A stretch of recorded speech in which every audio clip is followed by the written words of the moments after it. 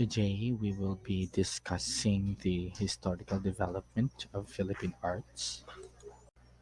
So, the Philippines has a larger and more vigorous artistic community than any other Southeast Asian nation because it has four cultural heritages: the Asian, European, Mexican, and American, with the foreign influences and the vibrant diversity of different ethnic and linguistic groups from different parts of the country. It has become difficult to define Philippine art or the extent of Philippine art derivative from Western arts.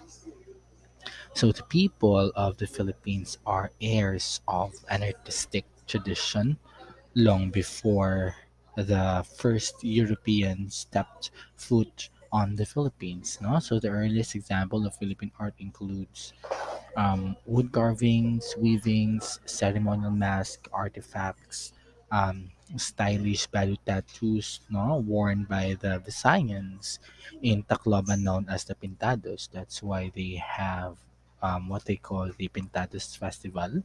So other art form includes traditional music and folk dances, of course. Many of these ancient arts are still being practiced up until today, but some have extended now over time for to include more Western practices now in both classical and modern styles. So these combinations of different cultures cultivate a flourishing art scene in the Philippines. Hence, we'll be discussing about the pre-Hispanic period of Philippine arts, Hispanic period, and the American period. Now we have the pre-Hispanic period. So prior to Magellan's arrival in 1521, accounts on pre-Hispanic Philippines were formally unknown to the historians. It is only in recent years that history's facts have been revealed through discoveries of the earliest documents and artifacts. The known history of the Philippines is marked by the creation of the Laguna Copper Plate inscription, the first written document found in the Philippine language. This earliest record of the Philippine Islands corresponded with the records of Ferdinand Magellan's arrival to the Philippines in 1521. So the pre-Hispanic period in the Philippines refers to the time before the arrival of Spanish colonizer in the 15th to 16th century. So during this era, the indigenous people of the Philippines had a rich and diverse artistic tradition that encompass various forms of expression. So pre-Hispanic Philippine arts were deeply intertwined with the cultural, spiritual, and social life of indigenous communities. It's important to note that pre-Hispanic Philippine art encompassed, a wide range of artistic expression, varying across different ethnic groups and religion in the Philippines. No, so the indigenous people had distinct artistic style, techniques, and cultural contexts that really influenced their artistic creation. So this is an evidence now of an early Filipino civilization. It can be traced to the prehistoric relics and artifacts unearthed from different parts of the Philippines. These includes fossils, secondary burial jars, body ornaments, and artifacts. One of the finest Philippine pre-colonial artifact is the Manukau Jar, as you can see here in the picture. At the top of the handle of its cover are two prominent figures representing two souls on a voyage to the afterlife. This signifies that early Filipinos believed that each individual has an immortal soul that travels to the other world. So the Manunggal jar is famous artifact from the Philippines that dates back to the pre-Hispanic period. No, it is a burial jar discovered in the Manunggal cave in Palawan in 1962 by archaeologist Robert Fox. No, so the jar is named after the cave where it was found. No, so it provides valuable insight into the ancient Philippine cultures, beliefs, and burial practices. So we have here the early Philippine music. So being innately musical, no, the Filipinos from the earliest to contemporary times have imbibed these traditions and have woven their musical creations along these main streams of musical thought. So throughout time, the Philippine society has witnessed to the evolution of music expressed in different forms and stylistics nuances. No, so indigenous music before the colonial era was largely functional. No, so it is expressed either using instrument vocally or combination of both instrument and vocals. No, so music was deeply integrated with the activities of the natives, according to Hila in 2012. So Filipino music is quite diverse because we are composing of 140 different ethnic groups, no, spreading across thousands of islands which vary from region to region and has been used practically for every phases of life from birth to death. So we have here different types of instruments used during the early Philippine music. We have the aerophones, it's wind instruments, chordophones, which are stringed instruments, and idiophones and membranophones. These are percussion instruments. Then we have here prominent instruments during the early Philippine music. So we have the tunggali. It is an aerophone instrument, kalinga nose flute played by men to court a lady of their liking. We have kaltsang. It's a chordophone instrument. So it is a half tube either played by the Ibaloy of the Northern Luzon. We have the kulintang. Kulintang is a very prominent instrument set of eight gongs made of bronze on a wooden sarimanok stand. Then we have the dadakan. Dadakan is a membranophone, is a single-headed Philippine drum, is normally played while standing with the player holding two sticks made either of rattan or bamboo. So after the pre-Hispanic period, we will go through the Hispanic period from 1521 to 1898. So the arrival of Spanish colonizers in 1521 and the colonization of the Philippines from 1565 to 1898 brought about profound changes in the life and art of the Filipinos. Spanish colonial government passed laws placing the arts under the supervision of the friars. Therefore, most of the art created in the Philippines during the colonial period was created to adorn churches and other centers of worship. That is according to Wikipedia. So through arts like religious paintings, engravings, sculptures, and these specific arts. Now, colonizers use these arts to, propagate the Catholic faith, explaining the concepts behind Catholicism and tell the stories of Christ's life and passion. So, the Hispanic period in the Philippines refers to the era when the Philippines was under Spanish colonial rule, so which lasted for about 332 years from 16th century to the 19th century. So during this period, Spanish influence had a profound impact on the arts in the Philippines, leading to the emergence of a distinct art style known as the colonial Filipino art. So, what is the sculpture during the Hispanic period? So, there were known paintings in the Philippines prior to the arrival of Spanish in 1521. Sculpture was the man art form in the beginning of prehistoric period. With the arrival of Spaniards and the introduction of Christianity, carvings of Anitos was then replaced by the carvings of saints. The carving of Anito, images of the native religion, was replaced by the carving of Santos, images of Christ and the saints. So at first, the making of Santos was under strict supervision by the church authorities, to prevent the natives from adding pagan elements into the prescribed iconography of the church. So because remember, before the Spanish arrived, the religion of the Filipino is paganism. No? So the transition may not have been too difficult because we all know that Filipinos are very adaptable people. No? But adjustment had to be made on proportion and said because Spanish art has specific measurement, specific proportion, and specific style. So most of the Santos that have been preserved, are carved out of wood. No, because the wood is the most material available. So bone and ivory naman nga material were not rare either, but the material or the bone and ivory as used as a material in creating Santos, no, is belongs to the wealthy family during this time. That is according to Ortiz et al. In 1976. So the usual subject of Santos is the many scenes of Christ's life. Many of these works were works of unknown carvers as the church preached anonymity as prime virtue. No, so the only person or the only sculpture known during the 17th century is Juan de los Santos.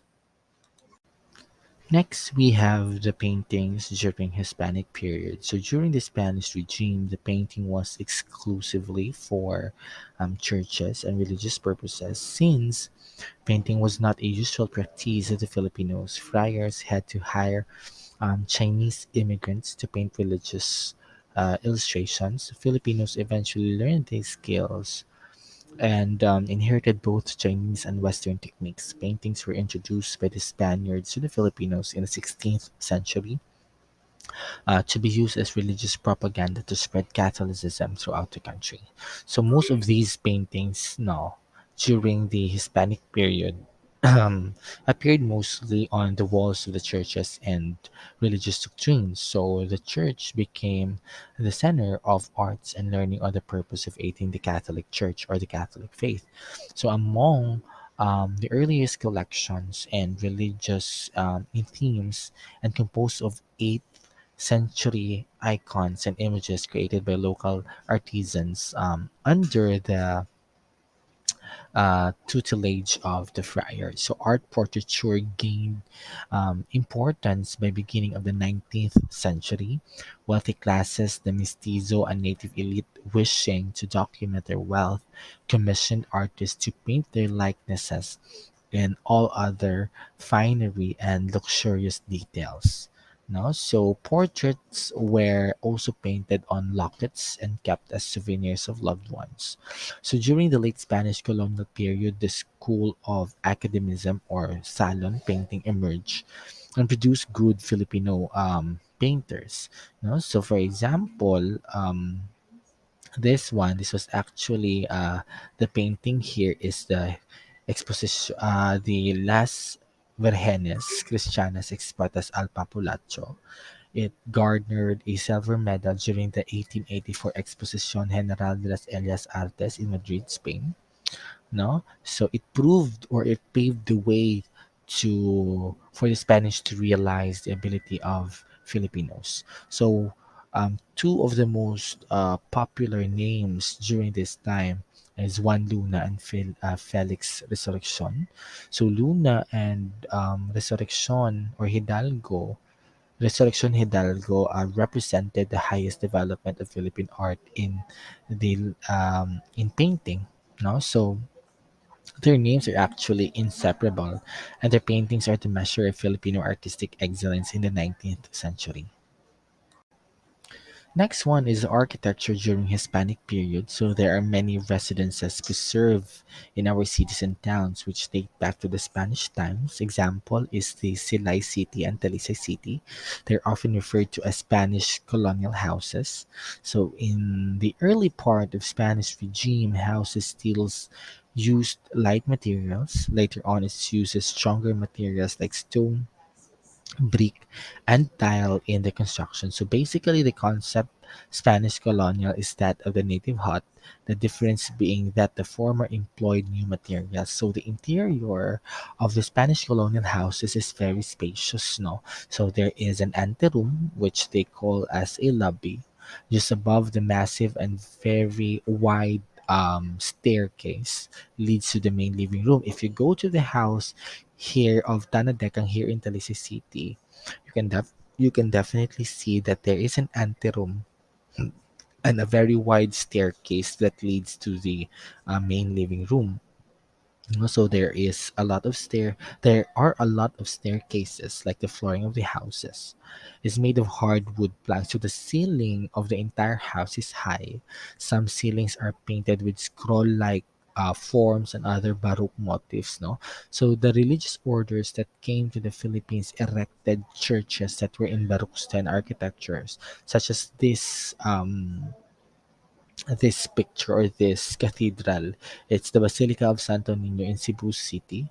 No, so with an increase of understanding of the geographical conditions of the country and with the technological know-how, their native land, they produce unique designed buildings using available local materials. The next one is the Fiesta decor during Hispanic periods. Every major fiesta in the Philippines has its root in the pre-colonial period, and appreciation of Filipino colonial art is incomplete without the mention of the decorations created especially for fiestas. Spanish missionaries who entered Philippines found that the fiesta was a convenient tool to win Filipinos to the new faith. They used the colorful processions and religious drama to attract and draw people to participate. So fiesta decor during Spanish colonization reflected a blend of indigenous Filipino traditions and Spanish Catholic influence. So these decorations were meant to create a visual striking and festive atmosphere, highlighting the religious significance of the fiesta celebration and the cultural fusion that occurred during this period. Next is the print during Hispanic period. So alongside sculpture and painting, the art of printmaking also reached its height in the 18th century that is even considered as the golden age of Philippine printmaking. So as you can see here in the picture, this is the first book in the Philippines, the Doctrina Christiana in 1593, written by Father Juan Plasencia and Father Domingo Nieva. Both are written in Tagalog and Spanish. It contained various prayers, the Ten Commandments, seven mortal sins, how to confess, and catechism. So the oldest method of printmaking was woodcut printing, which involved cutting of the reverse of an image on the plaque of wood. Printing from woodcut was a popular practice until the 18th century. So when copper plate engraving became more widely used, so ginagamit din natin si woodcut. So in this method, the reverse image was etched on acid on a copper plate. That is according to Pegafetta. The last one is the literacy during Hispanic period. So when Miguel de Legazpi came to Manila, he found that almost everybody could read and write. This was documented by Pedro Chirino, a Jesuit historian, who wrote in his uh, once in his 1604 Relación de las Islas Filipinas. This prompted the friars to publish a book in the native script in 1593, 47 years before the first book was published in the United States. However, within the century of the Spaniards' arrival, literacy in the Tagalog script that they came upon was gone. So it was not until the end of Spanish reign that it became known that remote mountain groups had maintained their literacy in Tagalog or in scripts similar to the Tagalog script. So remember, because of our geographical background wherein we have different dialects now, we are still using this up until today. So although the use of the Philippine script was customary now and widespread in the early days of Spanish regime, but by the end of the 17th century, it is used slowly, no, relegated the um, mainly to signing documents that were written in the Latin alphabet. So the ability to read and write is the mark of civilization. And according to many early Spanish accounts, no, the early Filipinos had already been writing for at least a century. Now, unfortunately, not much of this script survive now. Thank you.